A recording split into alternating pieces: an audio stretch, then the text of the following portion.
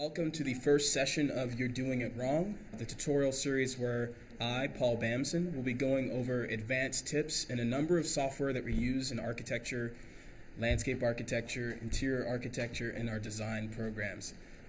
The goal of this session is to basically teach you advanced workflow techniques that will allow you to work faster and more efficiently because you know the best ways to do each thing, because there is always an easier way.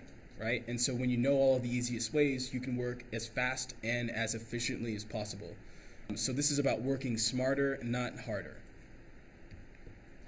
My philosophy is a designer should be versed in all tools available to him or her, so they are never bottlenecked by the lack of knowledge of any particular tool. So be in the know. It's really important. So these are the session dates. The first session, of course, is today, September 20th. It's on Photoshop. And these are the dates for the next sessions. I did send out an email that has the sessions mapped out in which programs, but I kind of want to keep this open and work on demand to see what people want to see first. So go ahead and write down these dates. October 4th, which is a Wednesday, they're all Wednesdays, in this room from 7 to 8:30. October 18th, November 1st, and November 15th. So these are the sessions. The first one, of course, is Raster Enhancement, so working with Photoshop and Illustrator. The next sessions will be Vector Interoperability, so Illustrator, Rhino, AutoCAD. The third session will be Parametric Intelligence, working with Grasshopper and maybe Dynamo with Revit. Number 4 is Rendered Realities, so V-Ray, 3ds Max, Revit, Unreal Engine, some VR stuff. Number 5 is Self-Publishing, so InDesign. Number 6, Make It Move, so that's After Effects and 3ds Max. 7 is Building Information Modeling, aka BIM. If you didn't know what BIM means, that's what it means, Building Information Modeling. So that's Revit and maybe ArchiCAD if that comes to it. And then number 8 is Geographic Information Systems, aka GIS, for mapping and data visualization. So these are the 8 sessions that I'll be teaching this year. It'll probably be 4 and 4, so based on popular demand, we'll see, if parametric intelligence needs to be moved up, we can do that, or a different program. So I'll probably send out a voting system for that so we can get that going. Cool, so this is session 1. It's going to be on Raster Enhancement. The programs that we're going to be talking about are Photoshop and Illustrator, and the goals of this is to learn things like layer masks, adjustment layers, integrated workflow with Illustrator, and improving your plans, sections, renderings, and other drawings. I don't know if anyone gets the joke here, but you know how in a cop show, they'll have a blurry photo of a suspect and they'll say enhance and then it'll get sharp, which is not a technology that exists. It's basically manipulating pixels, so no one ever laughs at that, so it's probably a really bad joke. Right, so Photoshop and Illustrator. So basically, I want to talk about the fundamental differences between these two file formats that we work in and why it's important. Right, so a raster is a pixel. It's a square of light that projects one color. Now, when you get enough of these together, it creates an image, right? So every screen that you have, from your phone to your TV to your laptop, is composed of pixels. And there are millions of them in each display. So a pixel is basically a square of light or color information that, when they're comprised together, form an image. Vectors are different. Vectors are actually math equations, right? The scientific definition for vector is a force and a direction, right? So 2 points being connected makes a vector. And so while rasters can only be scaled up so much because the squares are fixed, vectors can be scaled up or down infinitely based on how big you want them to be, because the computer is just going to redraw the line, right? So working with these two will make for interesting drawings, and you can actually bounce back and forth between them.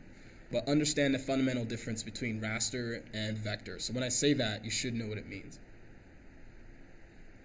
Well, I'll talk about the workflows that most people use in Photoshop. There are 2 types. The first type is called a destructive workflow.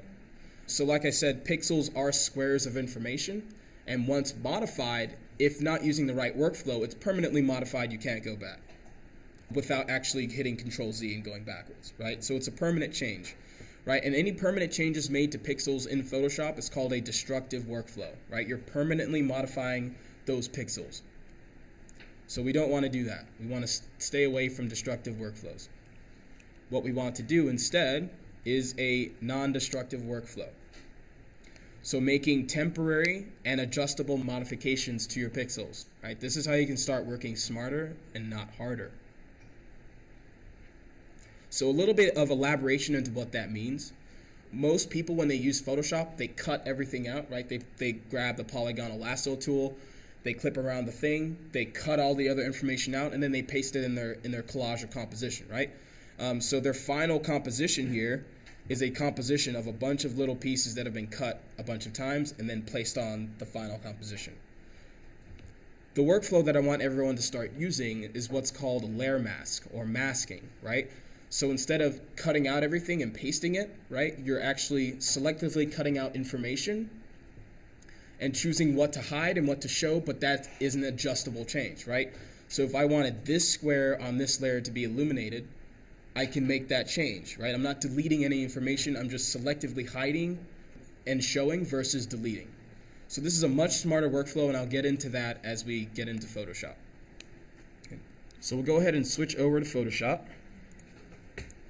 And the goal of this session is to get you to the point where you're making really nice renderings using these techniques and making smarter drawings that combine both the power of Illustrator and the power of Photoshop. But we're mainly going to be focusing on Photoshop, rasters, and pixels. So the reason why I'm showing this right here, this is a drawing that I composed. You don't see any line work, and you don't see any line work in the building. All of the line work for the building is vector information that I handle in Illustrator. So what I do is this is a line drawing that I exported from Rhino, right? What I do is do all of my line work and vector information in Illustrator because that's what Illustrator is designed for. All right, so all my lines are here and sharp, so whenever I export, I'm getting a nice sharp vector line versus a rasterized line, which is what you don't want, right?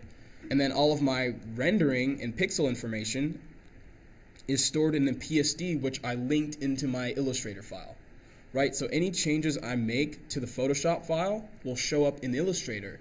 So I can work smarter, not harder, right? So I can keep all my line work in Illustrator, make changes to line weights and all of that, but have my texture and information from Photoshop linking into Illustrator, right? So what I did was I exported the line work from Illustrator, I saved it as a PDF, I bring the PDF into Photoshop for reference, but every time I save Photoshop, I hide the lines and it updates in Illustrator. So let me show you that really quickly.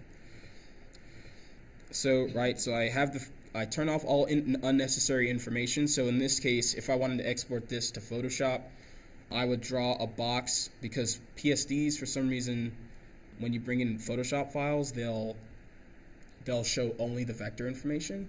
And so just have a reference for the clipping or for your artboard in there when in the export, and just make it white, and hide any unnecessary information. It shows shadows. I turn all of those off. So I just have line work, right?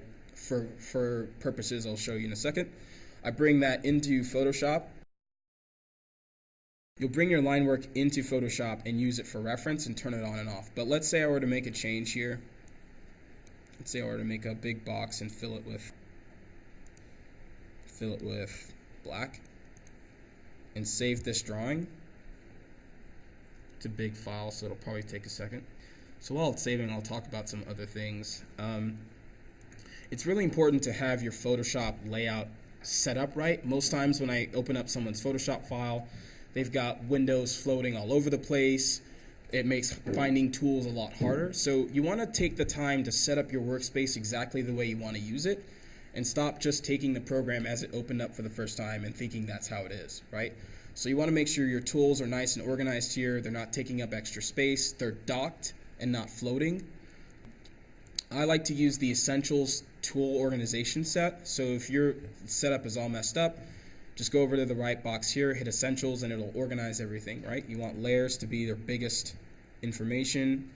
Some other things that are important, color swatches, adjustments, and your properties panel. I like having that over here. So your history is important, right? So you can look back at changes that you've made. That's really important to have handy. Properties for your adjustment layers, you'll see why that's important. Have that ready to go as well. Looks like this is done saving.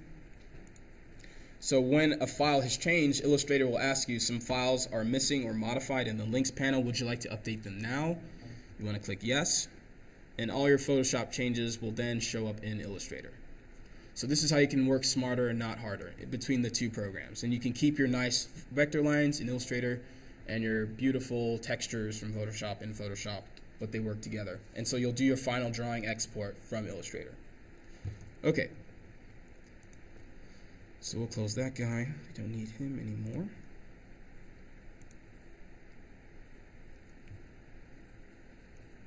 Okay, so this is a rendering I did that I actually updated from one of my older projects for my portfolio.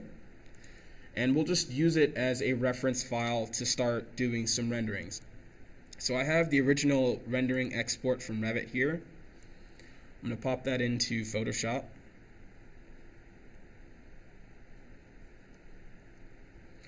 Where you get your renderings from does matter, but really all you need are good shadows and shading and some base textures for all your drawings, right? So whatever program you use to get that is fine, because you want to do a lot of the highly detailed work in Photoshop. So one of the first things I want to talk about is our layer masks. And this is important for setting up your drawing because it'll save you a lot of time later, right? So this is part of what I was talking about earlier, where instead of clipping everything out and pasting it, you're using masks to work smarter. So let's say I wanted to clip out the sky here and create a mask for it. What I'm going to do is actually grab the lasso tool. I'm going to start going around and clipping out the sky, and we'll create a mask for that. So this is going to be a little rough here, so bear with me. Also, one really cool thing with the lasso tool is if you make a mistake on a click, you hit backspace and it undoes the last click versus starting the whole lasso over. I know some people have had to do redo long clipping sessions, so that is a great tool. So backspace undoes the last click, super helpful.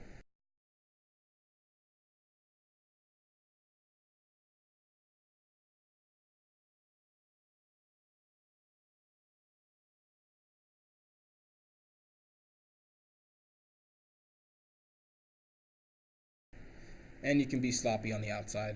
If you want to zoom while in the lasso tool, it's possible. You hit Control minus or Control plus to zoom in and out while inside the lasso tool. So that's really helpful, so you can save some time there. And it doesn't matter if you're sloppy outside of the drawing frame or the viewport. All right, so I've clipped out my sky. Now what I'm going to do in this case, since I don't have a texture to automatically to clip out first, I'm going to use what's called an adjustment layer that will hold my mask in it. So when you click on this small guy right here, which is right next to the mask tool and right next to the folder tool or the group tool, you'll see your adjustment layers, right? And adjustment layers are the exact same tools as what's under layer adjustments, but layer adjustments makes a permanent change to your pixels, aka a destructive workflow, and that's not what we want to do, right? So, I'm sorry, image adjustments. So you want to stay away from these tools unless you want to make one quick change and export, right? If it's a short thing, these tools are fine, but if this is a long-term drawing, stay away from these tools, right? You want to use these tools instead. They're the exact, oops, that did kind of what I was talking about. But these are the exact same tools, but they become a layer in your panel that you can turn on and off, right? So it's viewable. So in this case, I'm just going to create a solid color fill. And what that does is it makes the entire drawing black, but it only shows what I clipped out, right? And this is what a mask is. A mask hangs out right there on the right of all your layers. And if I hold Alt and click on the mask, so this is the mask of the sky, right? White means show, and black means hide. And that's the basics of a mask. And actually, grays will basically be transparency. So if you want something to be slightly hidden or slightly shown, you would use variants of gray, or you'll take a really soft brush and paint with that, right? So if you're like using a nice ground texture, right, you can use a brush, you can paint on the mask and make changes, right? So let's say I made a mistake and I wanted to add a little bit more to my sky, right? If you look at my drawing here, right? There are pieces of the sky that are showing through the glass, right? So if I wanted to be meticulous, if this was an official rendering, and I wanted to add this piece of the sky back into the mask, what I would do is I would clip it out, right? Just like I did before.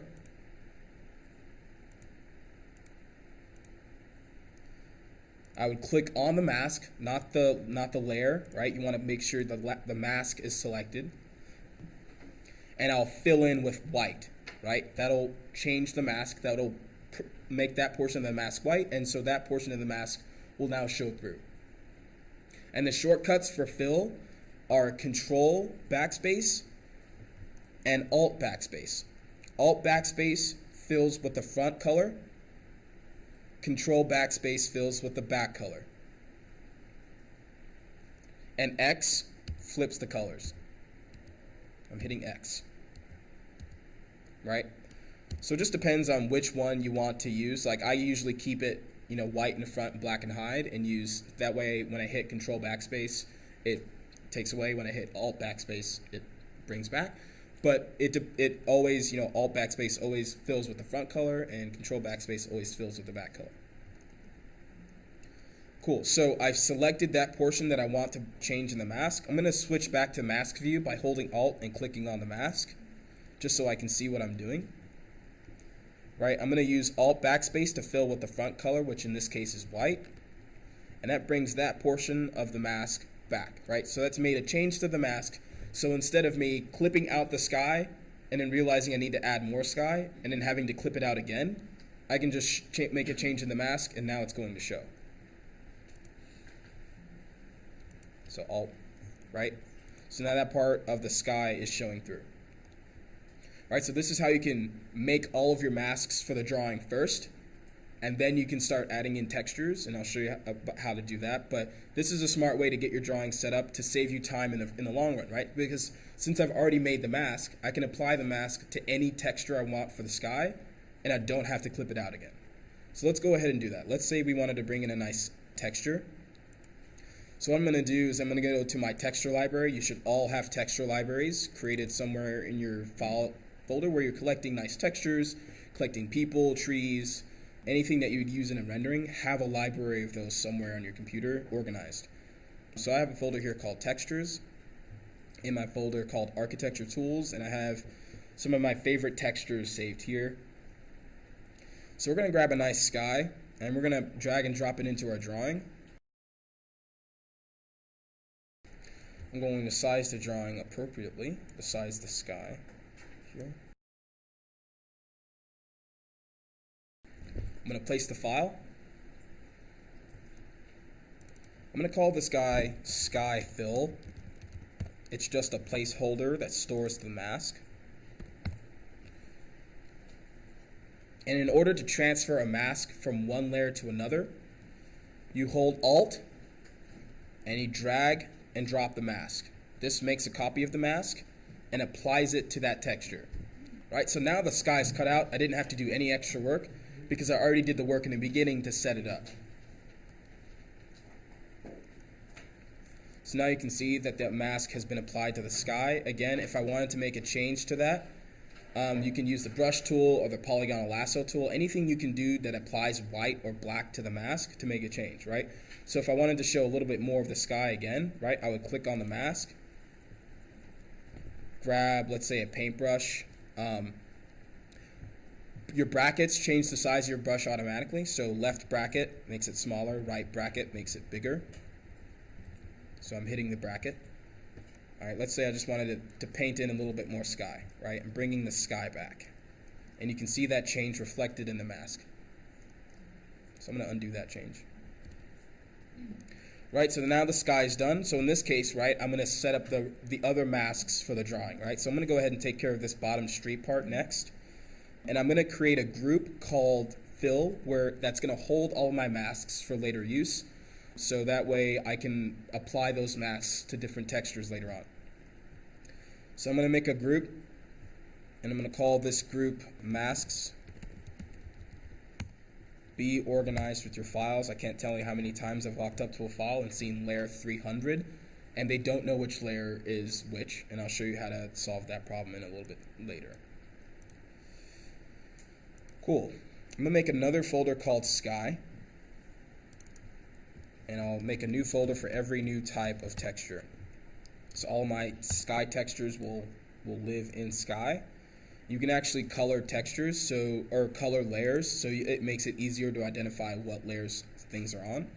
So if you right-click on the eyeball of a layer, you can change its color. So I'm going to make Sky a blue layer, right? So now anything in that folder will also be blue, so I can identify it. I'll make masks gray since I can't make them white.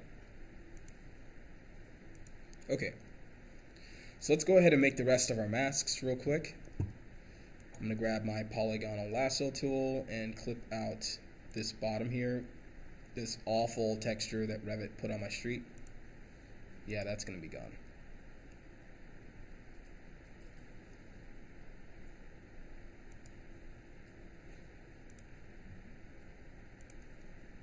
Again, you can be rough outside the drawing. It really doesn't matter at this point, as long as you're accurate inside the drawing. I'm going to also add to this mask selection here since it's already done. And the fastest way to do that, right, you could hold Control or Shift to add or subtract from a selection, or you can actually use the boxes up here which lock that certain add or subtract, right? So this box right here, when you have the selection tool active, either selection tool, the first one is neutral. So when you start clicking, it deletes the last selection completely and it starts a new one.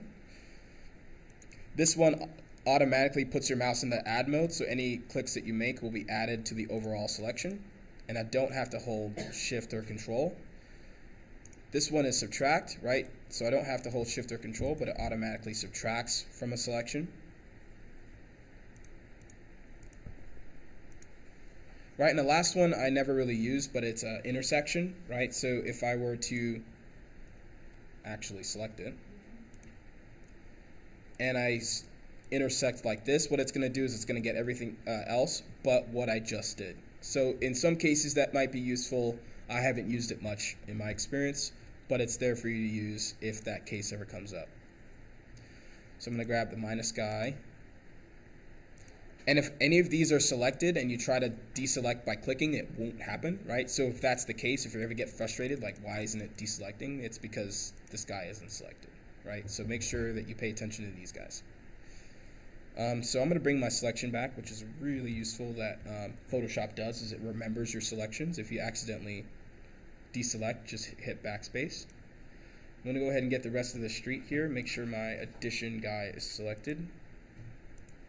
Grab the rest of the street. It's a small guy that was in the rendering. He was in our Revit drawing.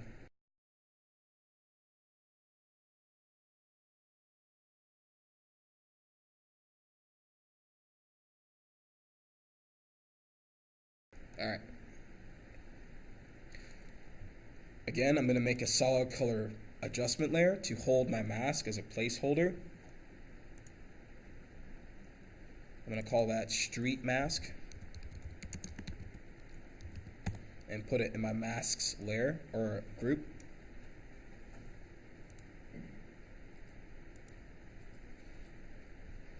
I'm going to hide it for now. And I'm going to go find my texture. What would be a good texture for the street? This is a nice texture. I'll bring that in.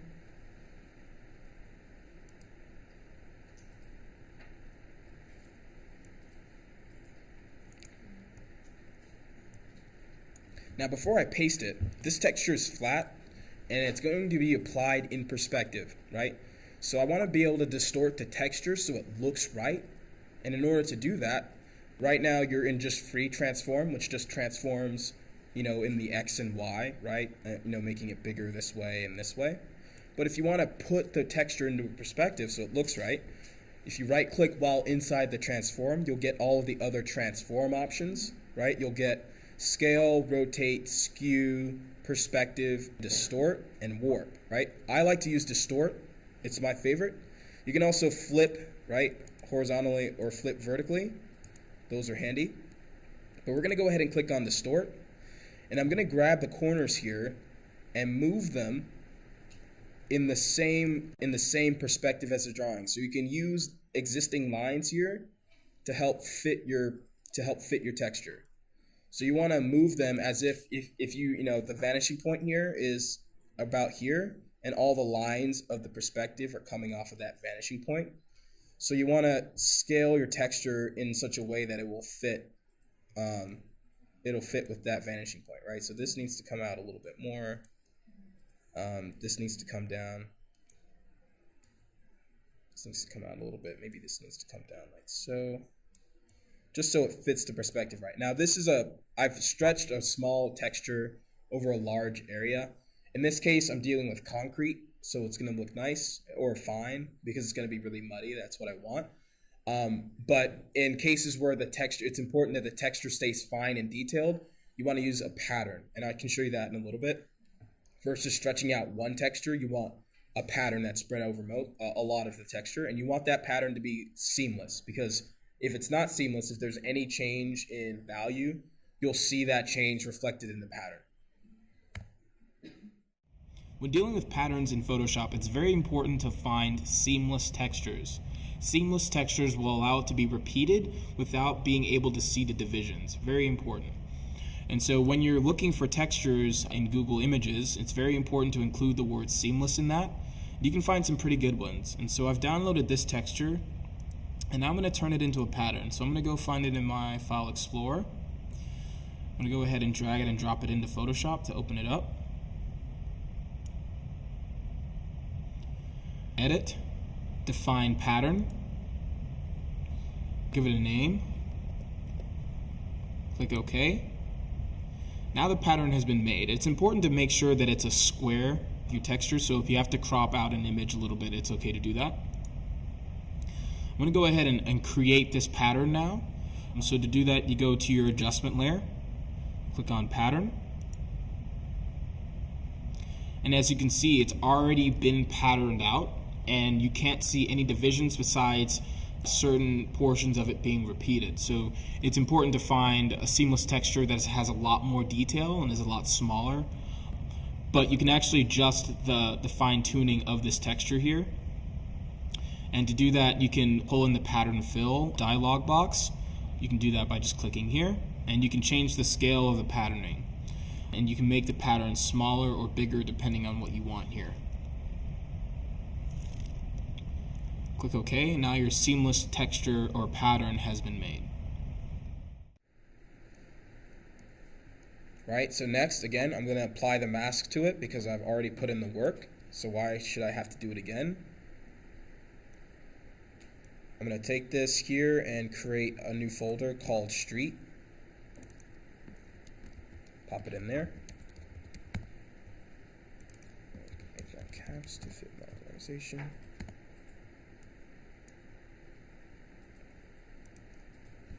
And right now the texture is pretty loud, right? So I'm going to make it not so loud by messing with its opacity. But before I do that, I want to show something else. So I realized that I made a mistake in my scaling, right? I didn't actually make it fit the very bottom here. So I want to make a change to that. But one thing that's important to note is that when you first create a mask, the mask comes in linked to your drawing, right? And so in some cases that's important, but in some cases that actually is a bad thing. In this case, it's a bad thing. It'll move both, right?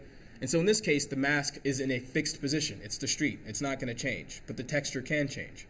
So in this case, I'm going to want to unlink the mask and the texture.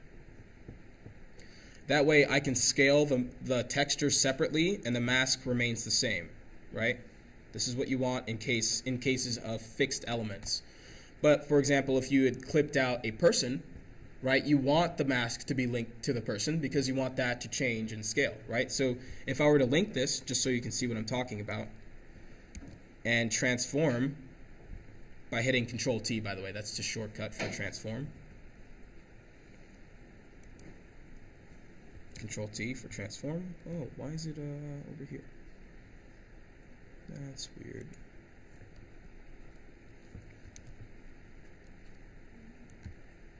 Huh, that's strange. Not sure why that's happening. But as you can see, the mask is being manipulated, and that's not what we want. Right, so keep them unlinked in cases of having fixed elements that you're applying textures to. right? So now my texture fills the whole space. I'm going to tone down its opacity a bit so it's not as heavy, right? And you do that by grabbing opacity and grabbing the slider and getting what you want there. So let's say I wanted to add reveals in my concrete, right? Pavers are only a certain size, and that creates a pattern on your floor. I could have done that in my modeling software, and that would have been a change I don't have to do, but in this case I didn't.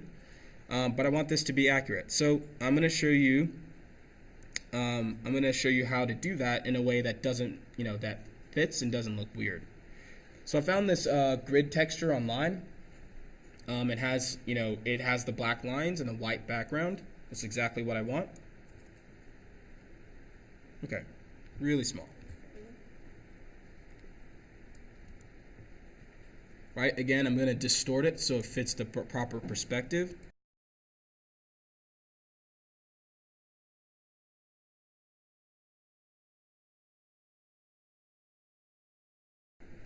Cool, so now I have my pavement pattern.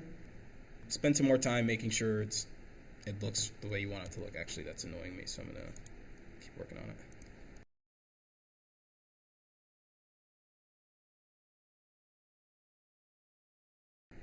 Okay. All right. So I got my lines, right? But it's filled with the white background. What most people would do is they will actually clip out all the white and delete it. Huge waste of time, like a colossal waste of time. We don't have to do that. First thing we'll do is, of course, apply the mask to it. Right, but in this case, let's say you have a lot of layers that use the same mask. Right? You could copy the mask for each individual layer, or if you put them in a folder, which is always the smart thing to do, you can apply the mask to the folder, and anything in that folder will automatically be masked, right? So it saves you time. So you can either put them on each layer, or you can put them on the folder that the layers are in. So how do I get rid of all the white without wasting a ton of time? That's when blending modes come into play, right? Blending modes are how you can start blending different layers together. In this case, we're going to use the blending mode called multiply. What multiply does is it gets rid of all of the white in that layer. It just deletes it. So I'm going to hit multiply, and all of the white is now gone. Screen, which is another adjustment layer, does the exact opposite. It gets rid of all of the black in a rendering, right, or in an image. So if you wanted to quickly get rid of all the black, use screen. There are a bunch of others. We'll actually be using another adjustment layer going in a little bit. But get to know what these do. Look them up. They're really useful tools for blending different layers together. So multiply got rid of all of the white, and so now I just have the texture. For looks, I'm going to tone down its opacity a little bit so it fades back a little bit. But now we've got a decent concrete texture and the reveals for the pavement.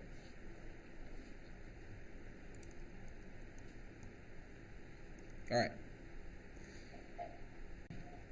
So I also did a rendering that has the lights on. And I want to bring this into my drawing and extract just the lights. As you can see, my drawing is very complex. So to drag select or use the magic wand tool for this would take a very long time. We're not going to waste our time doing that. We're going to use another advanced technique that I like to use.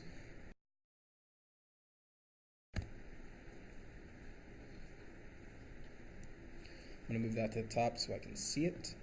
Right, layer order matters just like in every other program. Any layers on top will show up on top, etc. So I just want the lights. I don't want any other information here. And those lights will be applied to the main rendering. Now what most people do is they'll take the magic wand tool, which works, but it'll only select that portion. Or if you turn off contiguous here, it'll select all that are of a similar color. Right, so that's really nice. But it doesn't get all the lights, right? I want to use a different tool that will actually select all of this specific color in the drawing. I'm going to turn back on contiguous. Okay, I'm going to go into select and go to color range.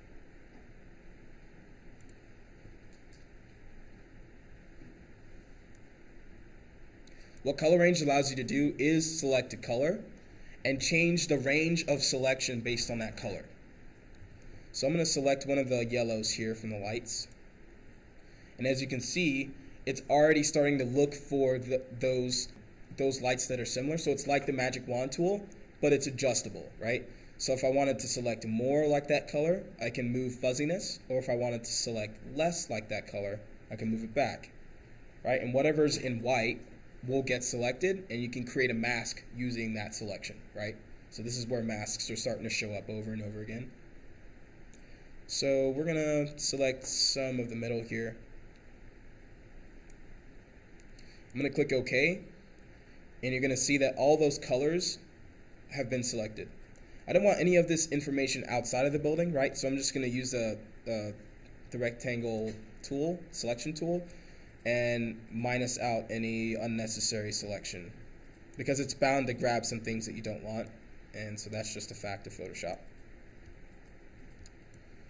I'm gonna minus out this guy and leave all this stuff here. Then what I'm gonna do is check to see how much of it got selected. So there are a few colors that aren't here that I want to be here. So we'll do another color range, but first we're gonna get a mask of this to save our selection. So I'm just gonna use solid color again. I always like to use black because then it's a quick differentiator versus using a similar color to what you selected, right? So now it looks like those lights are off. So if you did want to turn off lights that were in your rendering, like this is one quick way to do it, right? We're gonna get rid of this. Actually, we're gonna keep them on. And then do another color range for a different set of colors. So selection, color range. I'm gonna grab this guy. Ooh, selects a lot of the sky.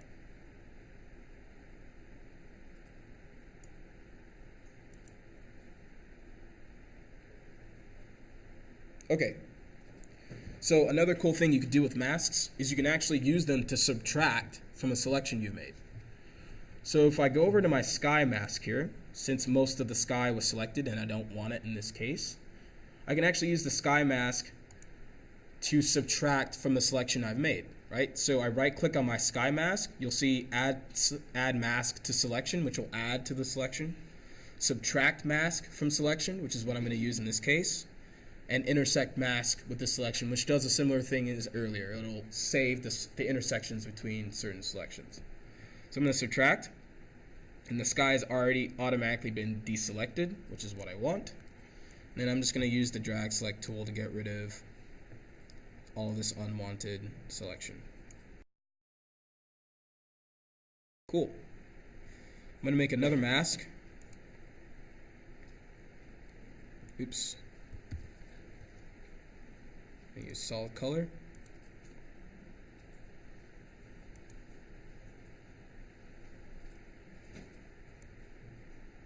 Okay, so there are my two masks. Actually, what I'm gonna do now is I'm gonna combine the masks, since they both have the information I want, into one, and then apply that mask to the light drawing, the light rendering. So the fastest way is to add mask to selection, and then just paste it in the other one, right? Since I'm modifying the mask. So I'm gonna fill with white using Alt backspace, because white is the front color, so Alt backspace for that. Now both masks are in one. I can get rid of this guy because I don't need him anymore. I'm gonna call this lights mask. Pop it in my masks layer for later. And then using Alt, I'm going to drag the mask to the drawing.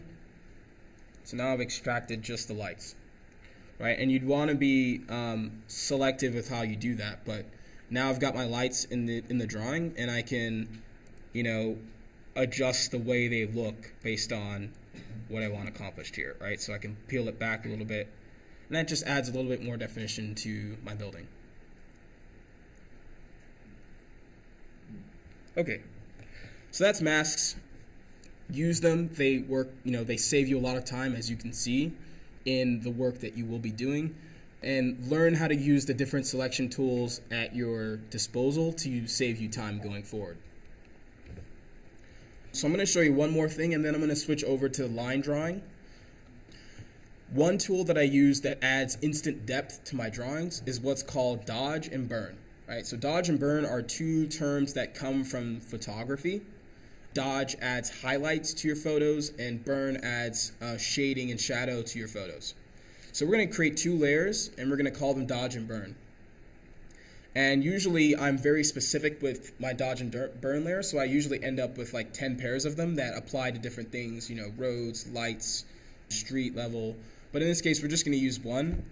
But so we're just going to create two layers. And this is how you create a dodge and burn layer, the way I've learned how to do it. That works really well.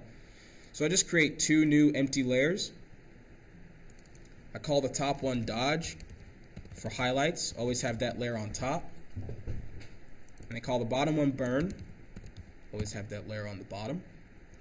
I hit Control A to select all. Control A to select all. And Control A is select all computer wide. Any program you use, Control A, just like Control C and V, works the same way. I'm going to select all. I'm going to click one of the layers. I'm going to right click while I'm in the rectangle selection tool. I'm going to go to fill, right? And fill has some options that you can use. Automatically fill with foreground color, which is this guy, right? Foreground. Background color, which is this guy. That's their official term. Any color you want to use.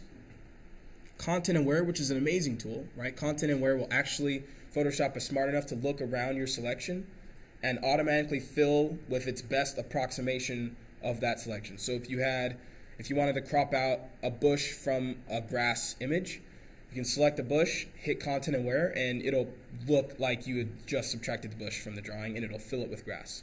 So content aware is awesome. Use it. I can show you how that works in a little bit.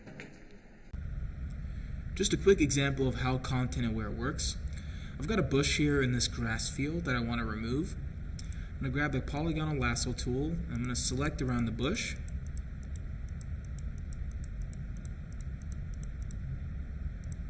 Once I've finished the selection, I'm going to right click, go to fill, change contents to content aware, hit OK, and Photoshop will do its best approximation of what it looks like behind the bush. It's not perfect, as you can see the edges around here, so just take the clone stamp tool, hold Alt and click, and use that to clean up the edges a little bit. And that's how you use content aware.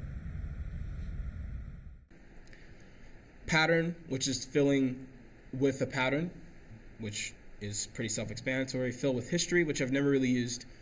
Black, white, and 50% gray. In this case, we're going to use 50% gray. We're going to make sure opacity is at 100 before we hit OK. And it's going to fill that layer with 50% gray. I'm going to do the same thing with dodge. Click on the dodge layer, fill, 50% gray, hit OK. I'm then going to select both layers and change their blend mode to overlay.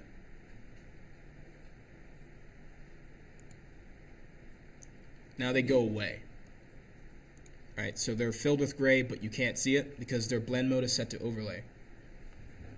Now we're going to apply dodge and burn to the drawing to add depth, right? Shading and shadow.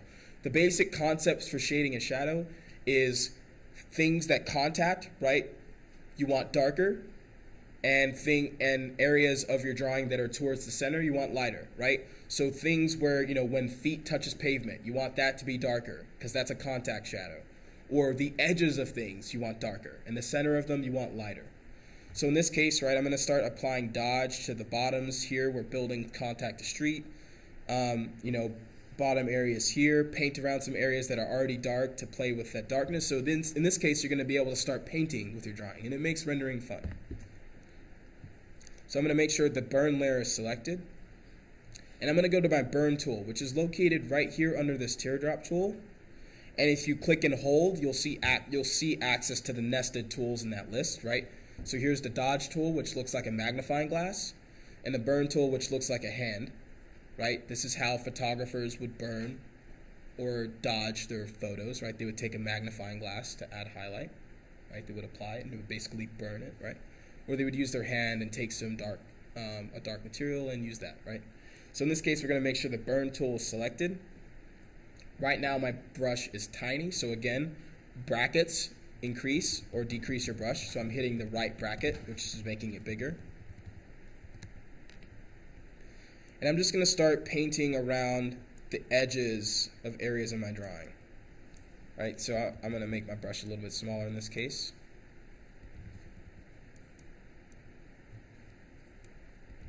Right, and that's adding some instant depth to my drawing.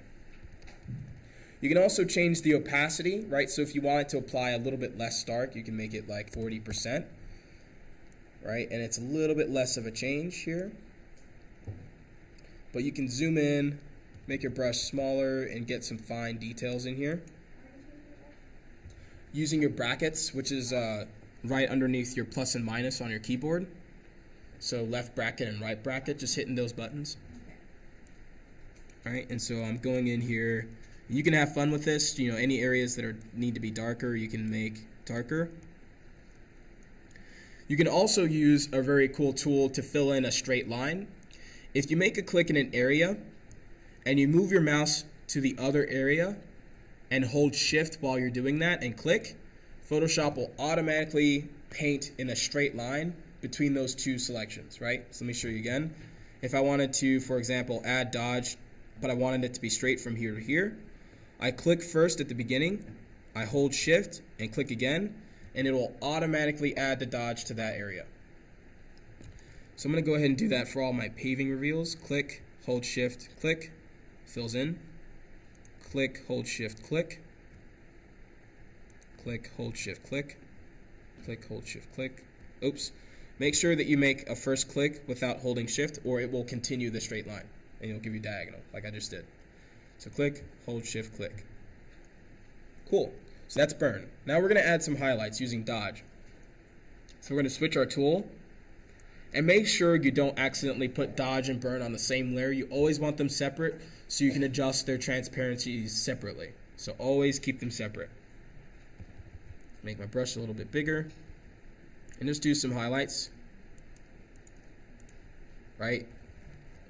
Anywhere that's exposed to the sun will naturally have highlights on it, right? So I'm going to make my glass a little bit lighter.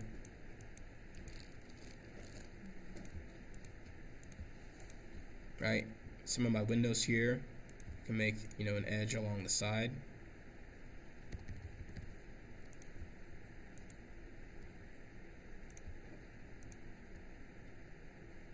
Dodge tends to be a little bit more intense. So in this case, once I'm done adding it into the areas that I want to add them in, that's rough. Be precise with your drawing, of course. I'm going to tone the opacity of dodge down a little bit so it's not as intense, but it's still present, right?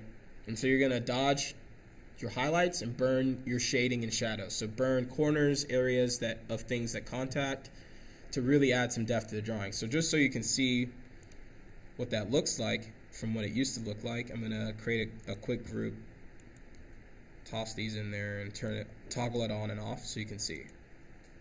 All right, so that's before, and this is after. Huge difference. So that's a quick way to add depth to your drawing.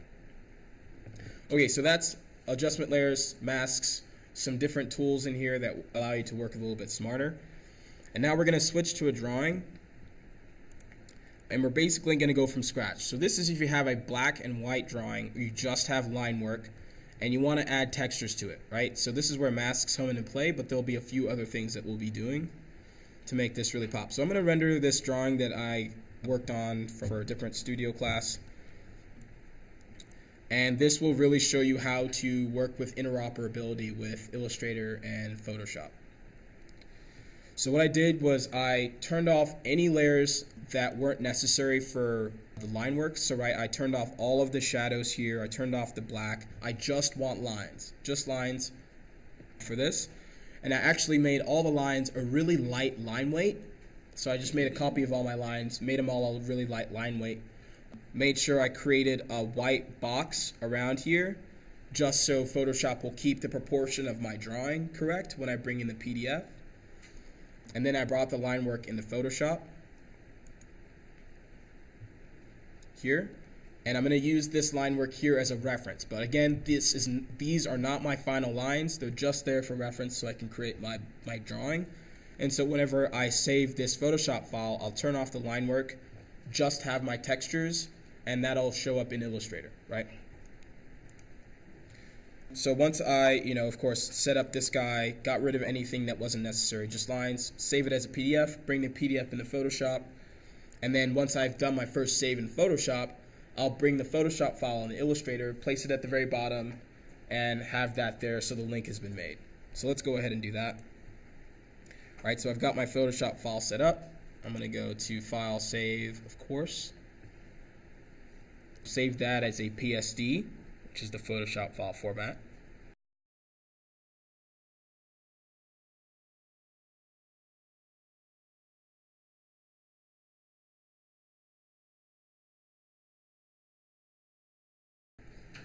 Okay. All right, so I've just saved the Photoshop file for the first time, so I'm going to go find it, and I'm going to drag and drop it into my drawing, into my Illustrator file.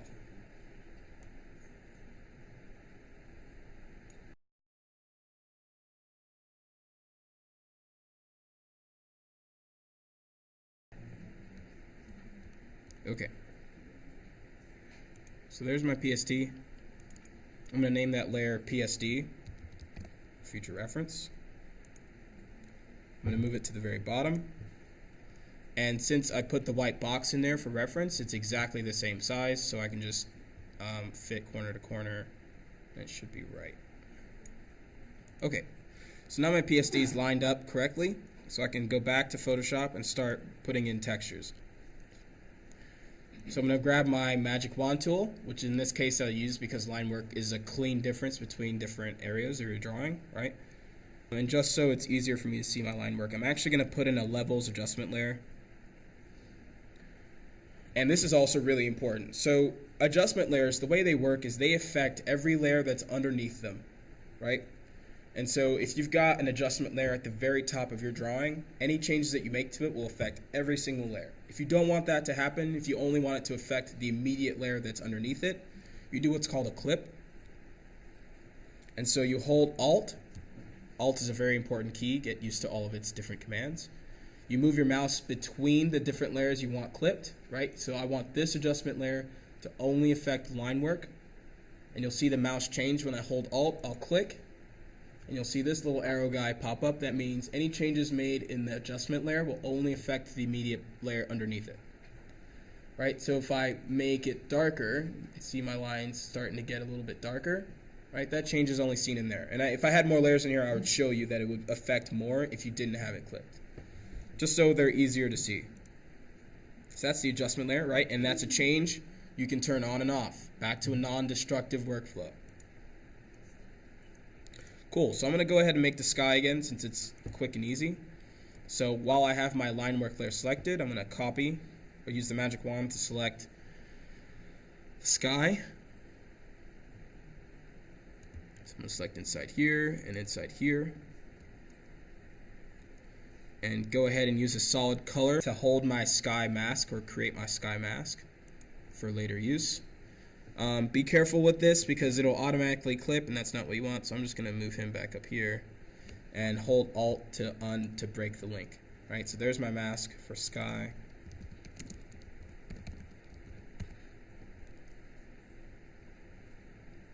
Turn that off for now. Let's say we want to do the road.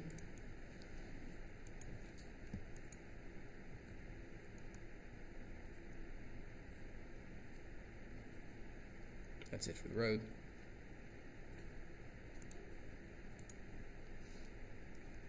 Right, again, what I'm doing right now is just document setup for later use.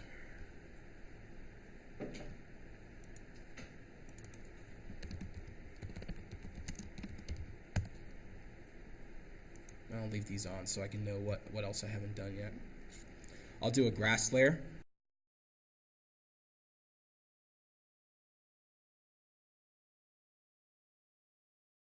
Ooh, in this case, I should have turned off the trees, right? So that's something you need to do in Illustrator because it makes magic wanding a little bit harder. So that's a lesson learned.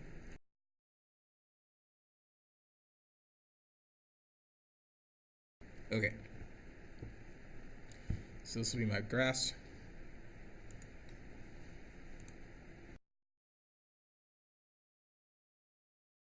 And then I'll do glass, and I won't select all the glass in here, but of course if this was your drawing you would.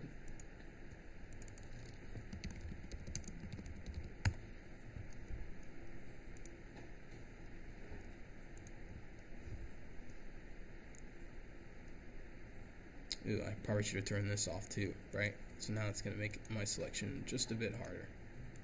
So we won't worry about that portion of it. This is a diagrid structure that I designed in Grasshopper. Took me about maybe 30 minutes to set it up, and I can apply it to any surface I want, right?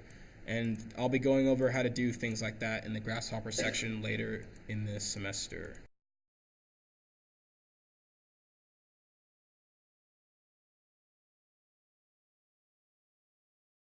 Okay, if I missed any, I can add them later. I'll go ahead and create another adjustment layer, or solid color adjustment layer to hold my mask for the glass. Move this up here, unclip it using Alt. Okay, looks like I missed this corner, so let's get that guy.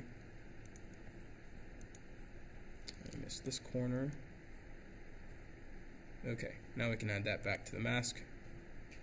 Right, Alt backspace to fill with the foreground color. Call this bridge glass mask. All right. Okay, so I'm going to turn these off. One thing that's really important when you make masks out of your line work is that lines take up space, right? So your mask will, when you use the magic wand tool, will select right up until that line, right? And we're keeping our line work in Illustrator in order to change line weights and make any notable changes there. But let's say you create your mask with a thick line weight and you change the line weight. Now you've got a little bit of white that occurred from that selection that's showing up. And in order to avoid that problem, what I do is, in this case, I would have done this before finishing the mask, but let's go ahead and make that change. So if I want to make sure all of my masks go just a little bit into the line, because my lines will always be on top, so it won't matter that the textures are closer together, I'm going to expand and contract the selection, right? So if I want to expand the selection of something that I've already created, I can actually reselect a mask, right, by holding Control and clicking on the mask, or clicking on the layer. This also works for normal layers. You can automatically select a mask that's already been created using Control and clicking on that. I'm going to go over to Selection. I'm going to go to Modify, and you'll see Border, Smooth, Expand, Contract, and Feather, right? Feather makes it a softer selection around the edges. But we're going to use Expand in this case, and we're going to expand the selection by 2 pixels. We might actually need to just do it by 1 pixel. So it was hard to see, but if you look really closely, and I turn off the mask here so you can see that, the selection has been expanded by 2 pixels. In this case, 2 pixels is too much, so we're going to undo that. And I'm going to expand the selection again by 1 pixel. Expand by 1 pixel. That's better. Now, if I do that for every mask that I create, the textures will touch instead of being separated by that really thin line, right? And that's exactly what you want. So no matter how big or small you make your line work in Illustrator, you won't see any little white space because of the line. So let me show you what that means by turning off the line and turning on 2 masks that intersect. And you'll see what I mean by tiny little white space. I'm going to deselect this guy. Actually, let me go ahead and update the mask. I just expanded by 1 pixel. I'm going to click on the mask and fill it with white. And now my change has been reflected in that mask. So you can see here that tiny little piece of white that showed up here. Right, that'll show up in your Illustrator drawing because that's the line that divided your selection, right? So this is what expanding your selection will get rid of. So let me do that for all of the little drawings here real quick. I'm going to use Control, click on the mask to select it, go over to Select, Modify, Expand by 1 pixel, and then refill the mask. Do the same for grass. Select the grass using Control. Select on the layer. Go over to Selection, Modify, Expand by 1 pixel. Refill the mask with right, Alt backspace. And it's fine that this little piece of tree got selected. Again, I would have had the trees off in my original import of the line weight to avoid this. I mean, I can technically pretend like the trees aren't even there in the selection and just go over them using the the lasso tool to be a little bit more precise here. So I could have done this as well.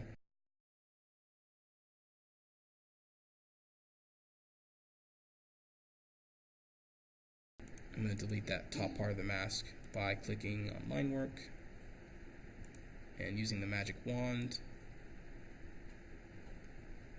Oh, this is really important. So you can see how I selected on my Linework layer, and I used the magic wand, which should have, in theory, just selected inside the line, but it didn't in this case. And the reason why that happened was because this box here was checked, sample all layers. And so that'll make Magic Wand take into consideration all of the different layers that are in there, and will actually make your selection based on that. That's not what I wanted in this case. I wanted it to just focus on the line work layer. So I'm going to turn that guy off and re-click. And go back to my grass layer, which has that little extra portion, and just delete that portion out of the mask. So now it's gone, right? Okay, so my grass layer has been expanded, road has been expanded, and I'm going to expand my bridge glass really quickly, and then we'll move forward. Select, modify, expand by 1 pixel, refill. Okay, so my masks have been created. I'm going to go ahead and import my textures. Let's see, it's 821. I'm going to wrap this up. What's another sky I haven't used yet? This is a nice sky. Perspective is a little wrong, but of course you would spend time picking the right perspective and the right sun direction. Please pick skies with the sun in the right location. Really important for making your rendering not look bad. Ooh, okay, so here's one thing. My texture has color, but in here it looks grayscale.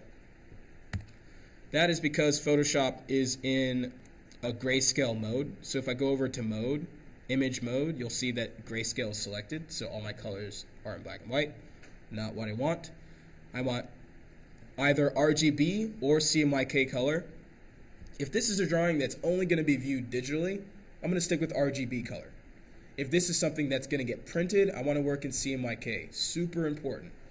So RGB stands for red, green, blue. And it stands for pixel light or pixel colors, right? It's a code that's written differently for light. CMYK, which stands for cyan, magenta, and yellow, and K is black. That's for pigment, right? So that's for physical color.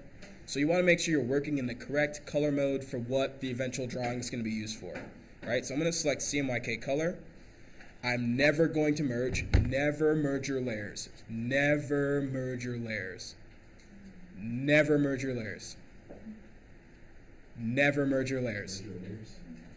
The reason why you don't ever want to merge your layers is because you're going to regret it 3 weeks down the road when you've merged them and you now no longer can make a change, right? So never merging allows for flexibility down the road. Do not merge your layers in a drawing you are working on. Please, dear God. Okay. And in this case, it's asking me to rasterize this because it's coming as a smart object. Smart objects have different properties than rasterized layers. Smart objects remember their transformation, which is nice. Regular layers that have been rasterized, once you make the change, will remain changed. In this case, I'm not going to rasterize. And you must convert to CMYK using US blah blah blah. I'm going to click OK.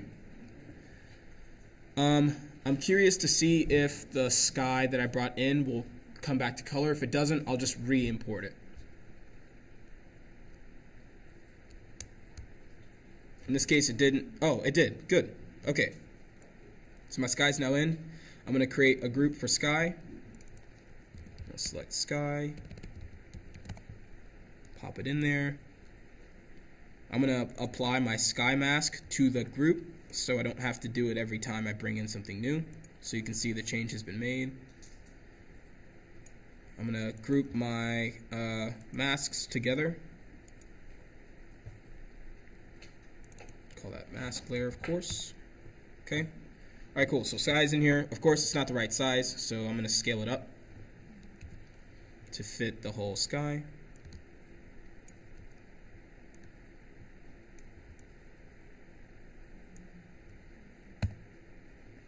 Okay.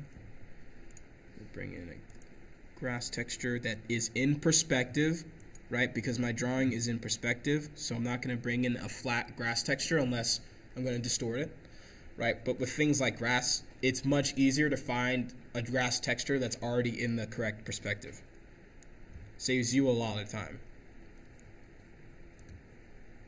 So I just want the grass portion of this drawing here, so I'll make it big enough and apply the grass to it.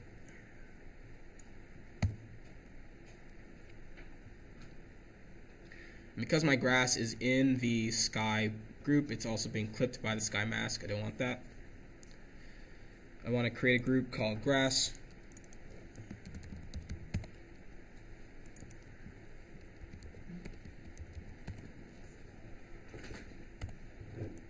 Pop that in there. And give it the sky or the grass mask. Okay, so now my grass is clipped. It's a little out of scale, but that's fine. So let's say I didn't want it to look awful. Right? What are the steps I can do to make it look a little bit better? First things first, toning down the transparency helps a lot.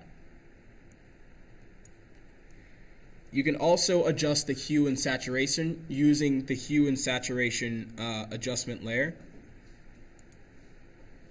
I'm going to clip it to grass, right? So the changes on this adjustment layer don't affect all the layers underneath it. If I change this without clipping it, it's turning down the saturation of all the things underneath it. That's not what I want. I want it to be clipped here.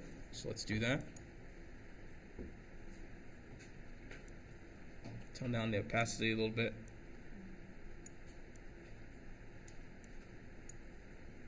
That doesn't look half bad. Of course, you'll spend time picking the right texture. And for the last thing, I'm going to talk about Entourage really quickly and show you some things that's really important to pay attention to, then we'll be done for the day. So I'm going to go to my Entourage list here, scale figure. I have multiples of everything. I'm going to bring in this group of people.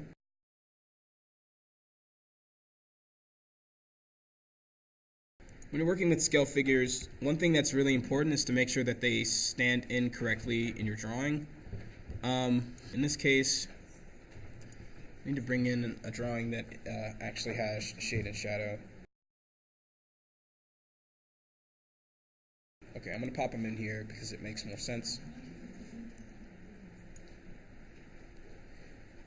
Okay, so these are my people. They don't look like they fit in the scene. And the reason for that is because their levels are off, right? And the way to change their levels so they fit like they're actually in the scene is to use a levels adjustment layer and also a black and white adjustment layer. Black and white allows you just to see their values. So I'm going to click black and white. I'm going to put it at the very top because I want it to affect all the layers underneath it. And as you can see, compared to the value of the other things in the rendering, they're pretty bright, right? So I'm going to grab a levels adjustment layer, and I'm going to clip it to the people.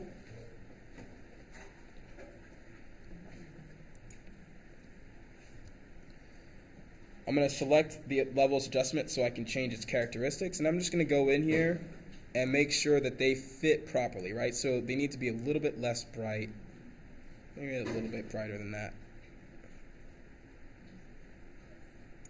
Just so they fit with the drawing better. And then to see if that looks good, I'll turn off the black and white. And so they look a little bit better. Like they look like they fit in the scene a little bit more.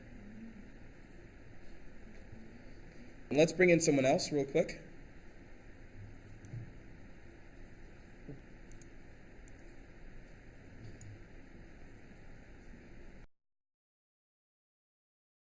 One thing that's really important with scale figures, especially in perspectives, is to make sure that they actually fit in the perspective properly. And the way to make sure that's the case is to grab a ruler, right? If your ruler is off, which sometimes it is, Control R toggles the ruler. Control R toggles that. And with the ruler, you can bring down a guide.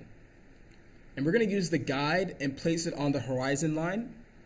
And then we're going to line up the layers. We're going to line up the eyes of all of my people to that horizon line, right? This is really important because this will allow me to scale my people and put them backwards or forwards in rendering at will, right? I'm going to grab the people, make sure their eyes are on the horizon line,